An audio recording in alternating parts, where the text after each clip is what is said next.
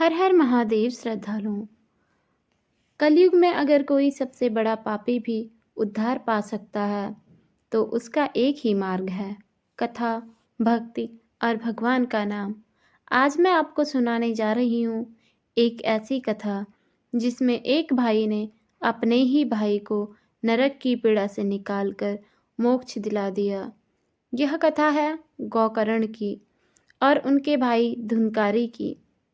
यह कहानी हमें सिखाती है कि जन्म से नहीं, कर्म से मनुष्य महान या पतित बनता है। बहुत प्राचीन समय की बात है। तुंगभद्रा नदी के पावन तट पर एक श्रेष्ठ ब्राह्मण रहते थे। उनका नाम था आत्मदेव।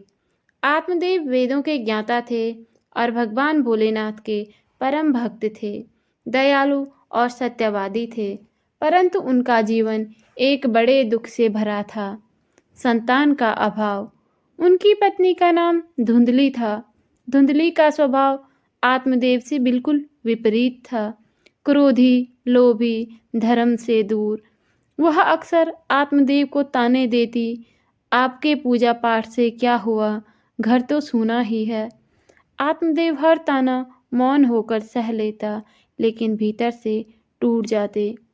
एक दिन अत्यंत दुखी होकर आत्मदेव घर छोड़कर वन की ओर निकल पड़े। वहां उन्होंने एक तेजस्वी महात्मा को देखा। आत्मदेव ने उनके चरणों में गिरकर अपना दुख सुनाया। महात्मा बोले, वत्स, शिव की कृपा से तुम्हें संतान अवश्य मिलेगी। उन्होंने एक दिव्य फल दिया है और कहा, इसे अपनी पत्नी को खिलाना।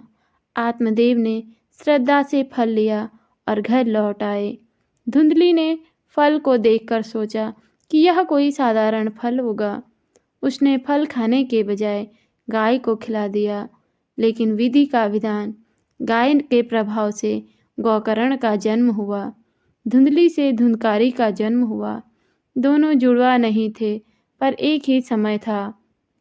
गौकर्ण शांत स्वभाव, बचपन में वेद मंत्र, भगवान भोलेनाथ के नाम में रुचि, ब्रह्मचारी।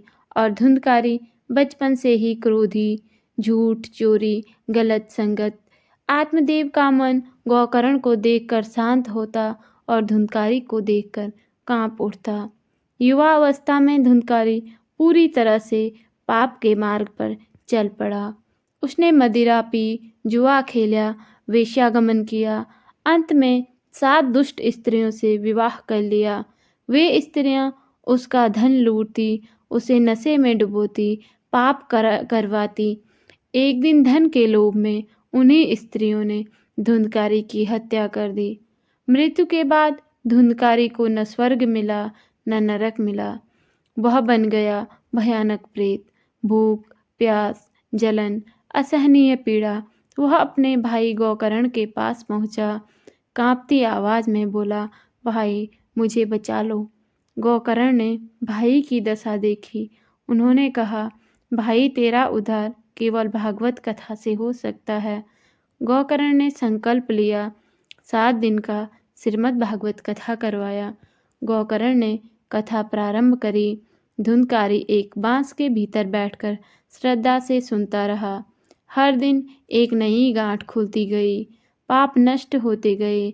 7वें दिन प्रेत रूप समाप्त होकर कथा पूर्ण होते ही आकाश में दिव्य विमान उतरा।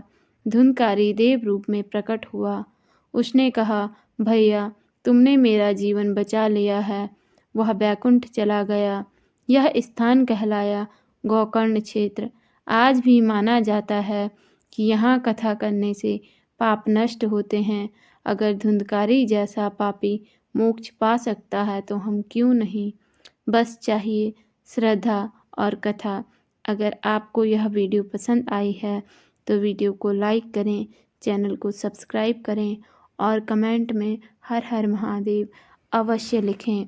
धन्यवाद। अन्य ऐसी ही कथाएं सुनने के लिए हमारे चैनल से अवश्य जुड़ें। जय भोलेनाथ।